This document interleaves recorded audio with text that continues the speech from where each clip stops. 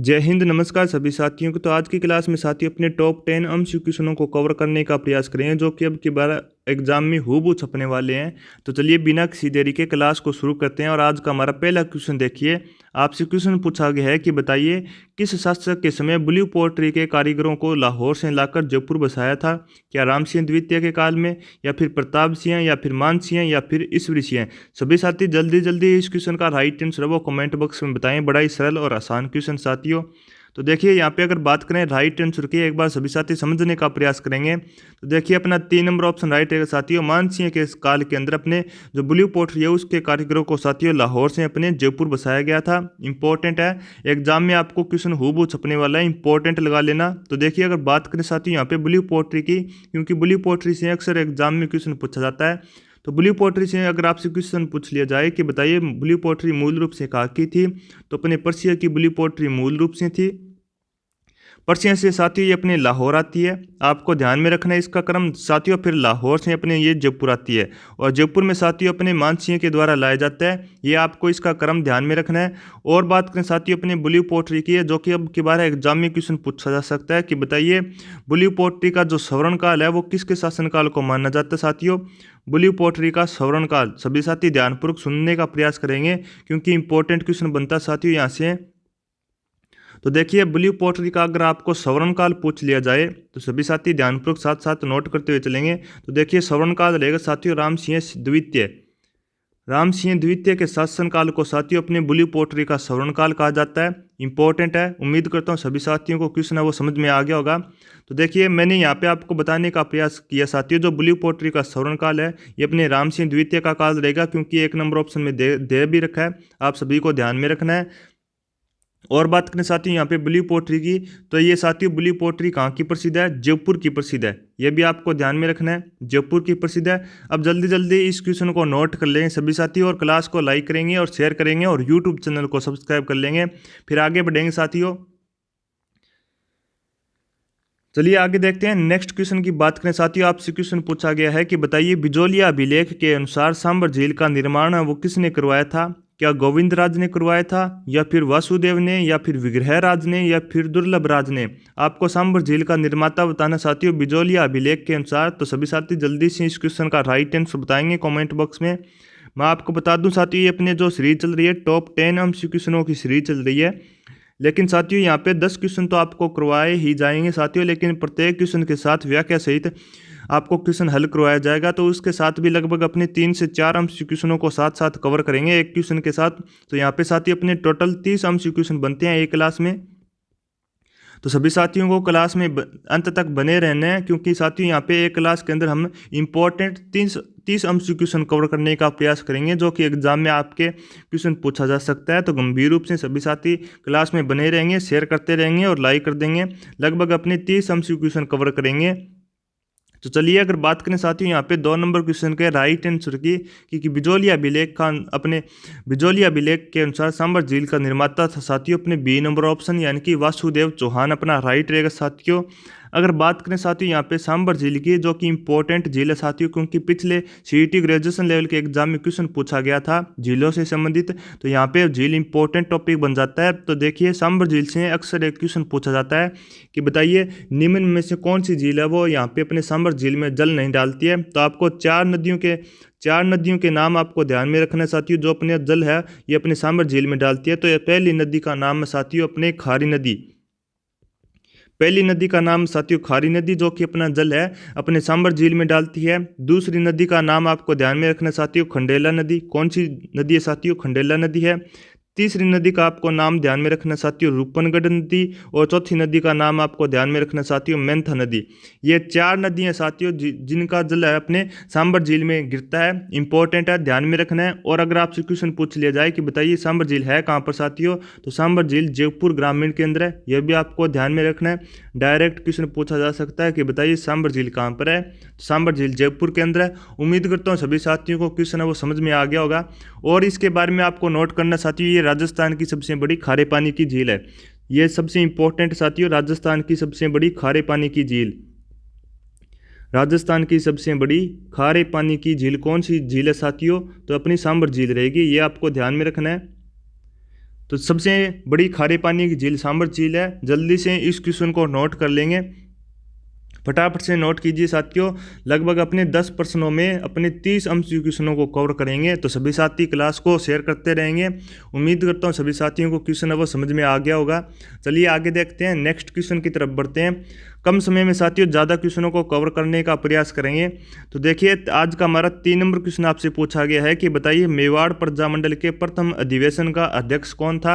माणिक्यलाल वर्मा था, बलवंत सिंह मेहता था, रमेश चंद्र व्यास था या फिर मोहनलाल सुखाड़िया था। जल्दी से इस क्वेश्चन का राइट आंसर कमेंट बॉक्स में बताएंगे। मेवाड़ प्रजामंडल के प्रथम अधिवेशन का अध्यक्ष कौन था। 4 ऑप्शन आपके सामने है, जल्दी से कमेंट बॉक्स में राइट आंसर बताने का प्रयास करेंगे सभी साथी। तो देखिए यहाँ पे अगर बात करें साथियों मेवाड़ प्रजामंडल के प्रथम अधिवेशन का अध्यक्ष कौन था, तो अपना राइट आंसर बनता है साथियों यहाँ पे बलवंत सिंह मेहता, यानी कि 2 नंबर ऑप्शन अपना राइट रहेगा। अगर बात करें साथियों, अगर आपसे क्वेश्चन पूछ लिया जाए कि बताइए मेवाड़ प्रजामंडल का संस्थापक कौन था साथियों, क्योंकि इसी से संबंधित क्वेश्चन आपसे पूछा जाएगा। आपसे क्वेश्चन पूछ लिया जाए कि बताइए मेवाड़ प्रजामंडल का संस्थापक कौन था साथियों, तो मेवाड़ प्रजामंडल का संस्थापक था माणिक्यलाल वर्मा। इंपॉर्टेंट है, माणिक्यलाल वर्मा अपने मेवाड़ प्रजामंडल के संस्थापक थे और इन्हें साथियों अपने मेवाड़ का गांधी कहा जाता है। सबसे इंपॉर्टेंट क्वेश्चन बनता है, आपसे क्वेश्चन पूछा जा सकता है कि बताइए मेवाड़ का गांधी किसे कहते हैं साथियों, तो अपने माणिक्यलाल वर्मा को मेवाड़ का गांधी कहा जाता है। नोट कर लेना है, मेवाड़ का गांधी। मेवाड़ का गांधी किसे कहते हैं साथियों, अपने माणिक्यलाल वर्मा को मेवाड़ का गांधी कहा जाता है। उम्मीद करता हूँ सभी साथियों को क्वेश्चन वो समझ में आ रहा होगा। चलिए आगे बात करते हैं इसी से संबंधित। यहाँ पे अगर आपसे 4 नंबर क्वेश्चन के बारे में पूछ लिया जाए कि बताइए मोहनलाल सुखाड़िया के बारे में बात करें साथियों, तो ये सबसे लंबे समय तक सीएम रहे थे, सबसे लंबे समय तक सीएम, ये भी आपको ध्यान में रखना है। सबसे लंबे समय तक सीएम अपने मोहनलाल सुखाड़िया लगभग 17 वर्ष तक रहे थे साथियों, ये भी आपको पता होना चाहिए। कितने वर्ष तक रहे थे साथियों, लगभग 17 वर्ष तक है। उम्मीद करता हूँ सभी साथियों को समझ में आ गया होगा। जल्दी से इस क्वेश्चन को नोट कर लेंगे और इसी के साथ आपको एक क्वेश्चन और नोट करना साथियों। अगर आपसे क्वेश्चन पूछ लिया जाए कि बताइए, आपसे क्वेश्चन पूछ लिया जाए कि बताइए राजस्थान का गांधी किसे कहा जाता है, राजस्थान का गांधी, तो सभी साथी ध्यानपूर्वक नोट कर लेंगे। राजस्थान का गांधी कहा जाता है साथियों गोकुल भाई भट्ट को। इंपॉर्टेंट है, जुड़े हुए क्वेश्चन साथियों अक्सर एग्जाम में पूछ लिए जाते हैं। तो गोकुल भाई भट्ट को अपने राजस्थान का गांधी कहा जाता है। नोट कर लेंगे। यहाँ पे मैंने 2 क्वेश्चनों के बारे में आपको गांधी के बारे में बताया, जल्दी से इस क्वेश्चनों को नोट कर लेंगे और दोबारा से भी देख लेंगे। यहाँ पे मैंने सबसे पहले तो साथियों अपने मेवाड़ का गांधी कौन है यहाँ पे ये बताने का प्रयास किया। तो मेवाड़ का गांधी अपने माणिक्यलाल वर्मा को कहा जाता है। किसी भी साथी को कन्फ्यूज नहीं होना है। तो देखिए मेवाड़ का गांधी अपने माणिक्यलाल वर्मा को कहा जाता है। और फिर आपको मैंने बताया कि जो अपने राजस्थान का गांधी साथियों ये अपने गोकुल भाई भट्ट को कहा जाता है। किसको कहा जाता है, गोकुल भाई भट्ट को राजस्थान का गांधी कहा जाता है। और अपने मेवाड़ प्रजामंडल के प्रथम अधिवेशन का अध्यक्ष था साथियों बलवंत सिंह मेहता।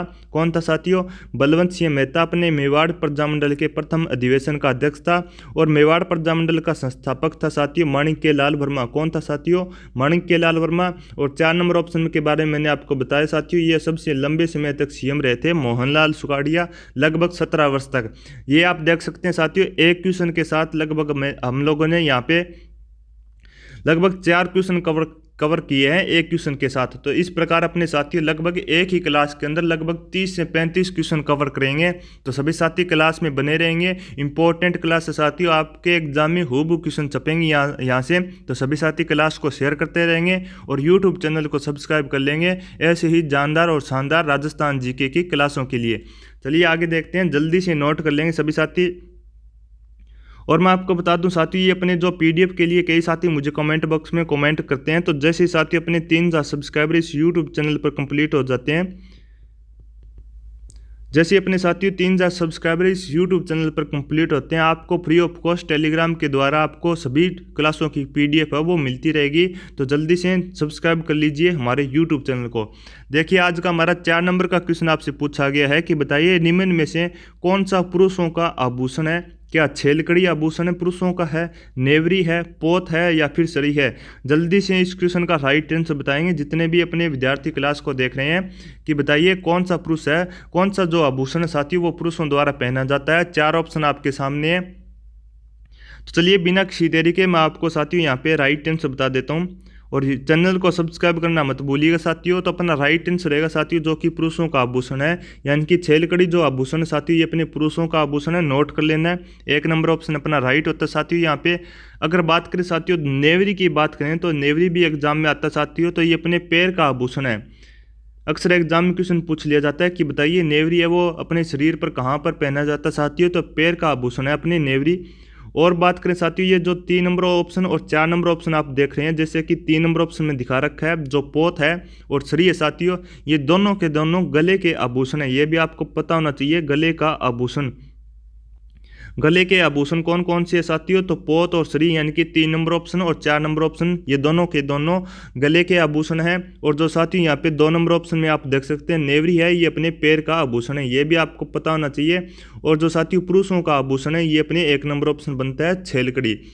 उम्मीद करता हूँ सभी साथियों को क्वेश्चन है वो समझ में आ गया होगा। और इंपॉर्टेंट क्वेश्चन साथियों CET 2024 के एग्जाम के लिए 10+2 के एग्जाम में आ सकता है साथियों। इंपॉर्टेंट लगा लेना, जल्दी से नोट कर लेंगे फिर आगे बढ़ेंगे। और साथियों जल्द से जल्द 3000 सब्सक्राइबर कंप्लीट कर दीजिए इस YouTube चैनल पर, ताकि आपको शानदार ऐसी राजस्थान जीके की क्लासें मिलती रहें।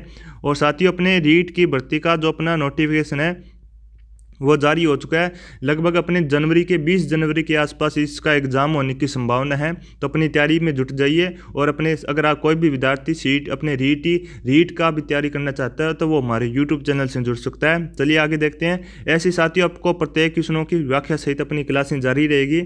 तो देखिए आगे आपसे क्वेश्चन पूछा गया है। 5 नंबर क्वेश्चन आज का हमारा साथियों, लगभग अपने 10 क्वेश्चन कवर करेंगे, लेकिन साथियों आपको यहाँ पे इस क्लास के अंदर 30 अंश क्वेश्चन कवर करवा दिए जाएंगे 10 क्वेश्चनों के साथ साथ।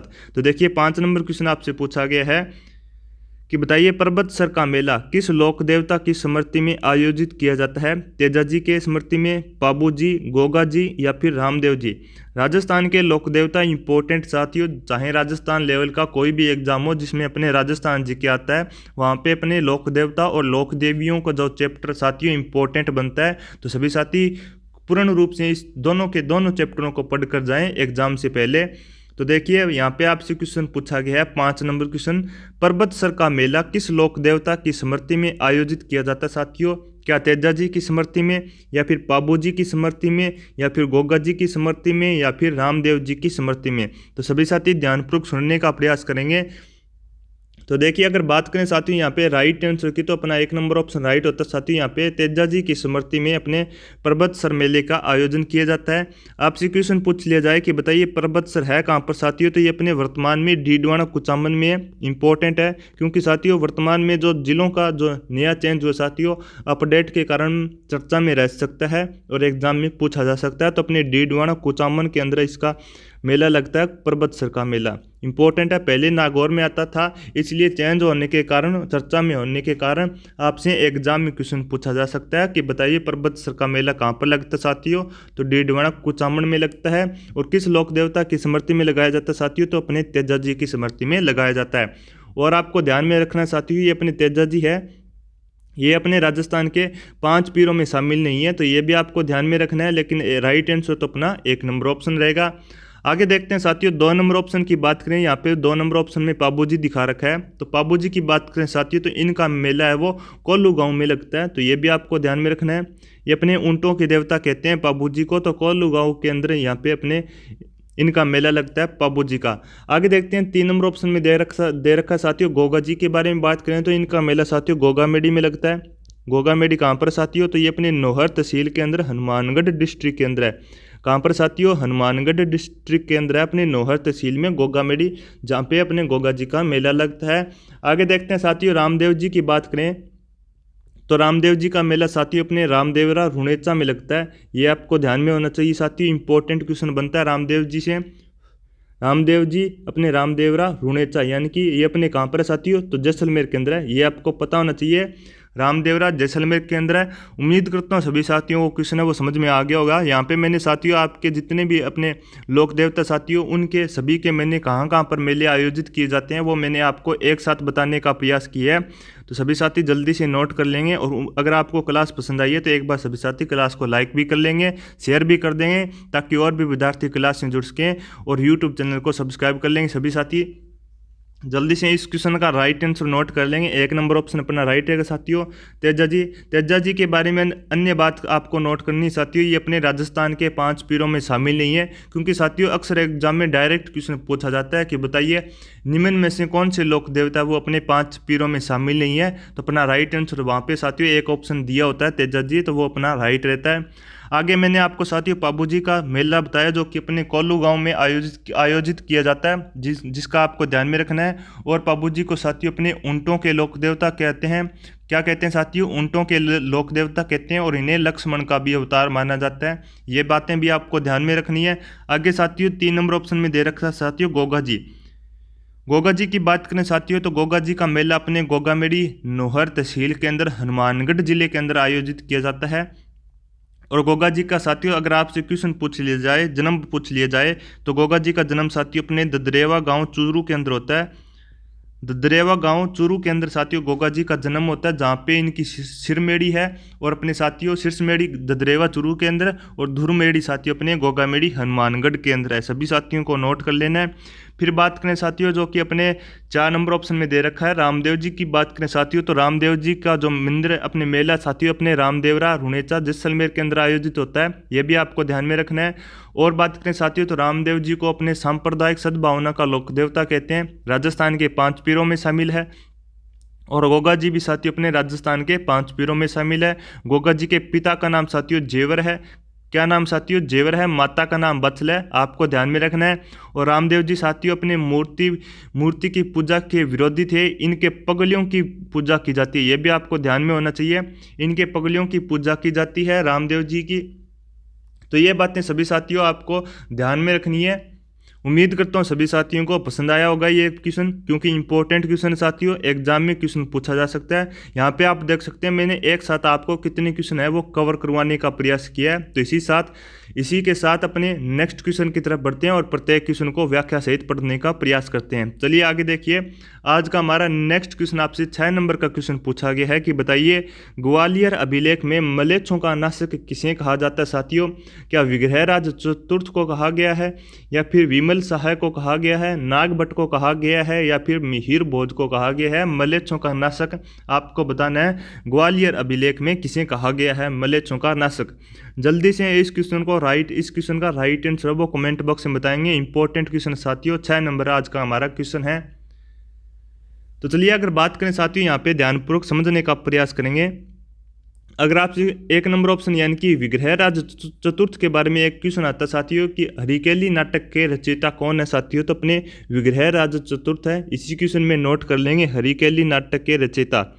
हरिकेली नाटक के रचयिता कौन है साथियों? तो अपने विग्रहराज चतुर्थ रहेंगे हरिकेली नाटक के रचयिता। ये आपको नोट करना है। क्या पता है एग्जाम में आपसे क्वेश्चन पूछ लिया जाए कि बताइए हरिकेली नाटक के रचयिता कौन है? तो विग्रहराज चतुर्थ है। और बात करें साथियों यहाँ पे अगर राइट आंसर की जिन्हें अपने ग्वालियर अभिलेख में मलेच्छों का नाश किसे कहा गया है, तो अपना साथियों राइट रहेगा साथियों नागभट्ट प्रथम। ये भी आपको ध्यान में रखना साथियों, नागभट्ट प्रथम को अपने मलेच्छों का नाशक कहा गया है। इंपॉर्टेंट है, क्वेश्चन को नोट कर लेंगे जल्दी से, फिर आगे बढ़ेंगे। प्रत्येक क्वेश्चन को साथियों अपने व्याख्या सहित पढ़ते हुए चलेंगे। इसी प्रकार साथियों अपने जैसे अपने CET 10+2 का एग्जाम होगा उसके बाद में रीट के लिए भी क्लासें इसी प्रकार जारी रहेगी। तो क्लास को लाइक कर देंगे, शेयर कर देंगे और यूट्यूब चैनल को सब्सक्राइब कर लेंगे साथियों, ताकि आपको नेक्स्ट जो भी अपनी क्लासें रहेगी उसका जो नोटिफिकेशन है वो आपको टाइम टू टाइम अपडेट होता रहे। चलिए आगे देखते हैं। नेक्स्ट क्वेश्चन आपसे क्वेश्चन पूछा गया है कि बताइए आबू में परमार वंश का संस्थापक कौन था? महेश राज था, धूमराज था, मूलराज था, या फिर मोहन राज था? सभी साथी बताएंगे। सभी के ऑप्शन के लास्ट में अपने राज लगा हुआ है, तो सभी साथी को क्वेश्चन ध्यानपूर्वक पढ़ते हुए और राइट विकल्प का चयन करना है। अपने आबू में परमार वंश का संस्थापक 4 ऑप्शन में से कौन था? जल्दी से इस क्वेश्चन का राइट आंसर बताएं, इंपॉर्टेंट है और एग्जाम में आपसे क्वेश्चन पूछा जा सकता है। तो देखिए अगर बात करें साथियों यहाँ पे आबू में परमार वंश का संस्थापक कौन था, तो अपना 2 नंबर ऑप्शन राइट रहेगा साथियों। धूमराज है वो अपने आबू के अंदर परमार वंश का संस्थापक था। चलिए आगे देखते हैं। नेक्स्ट क्वेश्चन आपसे पूछा गया जो कि इंपॉर्टेंट क्वेश्चन बनता है कि कीका के नाम से लोकप्रिय थे। क्या महाराणा कुंभा थे, महाराणा सांगा लोकप्रिय थे, या फिर महाराणा प्रताप थे, या फिर राव चंद्रसेन थे? सभी साथी बताएंगे कीका के नाम से लोकप्रिय कौन थे साथियों। जल्दी से इस क्वेश्चन का राइट आंसर बताने का प्रयास करेंगे। अगर बात करें साथियों यहाँ पे महाराणा प्रताप की, तो इनका एक साथियों घोड़े का नाम पूछा जाता है। प्रत्येक एग्जाम में क्वेश्चन आता है साथियों इनके घोड़े का नाम। तो इनके घोड़े का नाम था साथियों चेतक, आपको नोट कर लेना है। क्या नाम था साथियों महाराणा प्रताप के घोड़े का नाम? तो इनके महाराणा प्रताप के घोड़े का नाम था चेतक, इंपॉर्टेंट है। और बात करें साथियों यहाँ पे कीका के नाम से लोकप्रिय भी अपने महाराणा प्रताप थे। कौन थे साथियों? महाराणा प्रताप थे। सभी साथियों को जल्दी से इस क्वेश्चन को नोट कर लेना है, फिर आगे की तरफ बढ़ेंगे साथियों। आज का हमारा 8 नंबर क्वेश्चन नोट कीजिए साथियों, कीका के नाम से लोकप्रिय कौन थे? तो महाराणा प्रताप कीका के नाम से लोकप्रिय थे। चलिए आगे देखते हैं। जल्दी से जल्दी साथियों अपने 3000 सब्सक्राइबर का जो आंकड़ा है साथियों इसको पूरा कर दीजिए। एग्जाम से पहले मात्र आपको साथियों 3000 सब्सक्राइबर का आंकड़ा पूरा करना है, ताकि आपको साथियों ये जो मैं आपको 7 क्वेश्चन एक्स्ट्रा नोट करवा रहा हूँ वो आपको नोट नहीं करना पड़े और आपका समय की बचत हो सके साथियों। क्योंकि जैसे ही अपने 3000 सब्सक्राइबर कंप्लीट होते हैं आपको टेलीग्राम के द्वारा इसकी PDF उपलब्ध करवा दी जाएगी, ताकि आप एक साथ सभी क्वेश्चनों को जल्दी से कम समय के अंदर रिवीजन कर सकें। चलिए आगे देखते हैं। आज का हमारा नेक्स्ट क्वेश्चन देखिए, 9 नंबर क्वेश्चन आपसे पूछा गया है। इंपॉर्टेंट क्वेश्चन साथियों, एग्जाम में पक्का यहाँ से क्वेश्चन आपसे पूछा जाएगा कि बताइए मेवाड़ की राजकुमारी कृष्णा कुमारी जिसके विवाह के कारण जयपुर एवं जोधपुर के मध्य संघर्ष हुआ किसकी पुत्री थी? आपको बताना है क्या भीम सिंह की पुत्री थी, या फिर जगत सिंह द्वितीय की पुत्री थी, या फिर महाराणा उदय सिंह की पुत्री थी, या फिर इनमें से किसी की नहीं। जल्दी से बताइए मेवाड़ की राजकुमारी कृष्णा कुमारी जिसके विवाह के कारण जयपुर एवं जोधपुर के मध्य संघर्ष या फिर युद्ध हुआ था साथियों, वो किसकी पुत्री थी? 4 ऑप्शन आपके सामने और इम्पोर्टेंट लगा लेना साथियों, एग्जाम में आपको यहाँ से पक्का क्वेश्चन मिलने वाला है।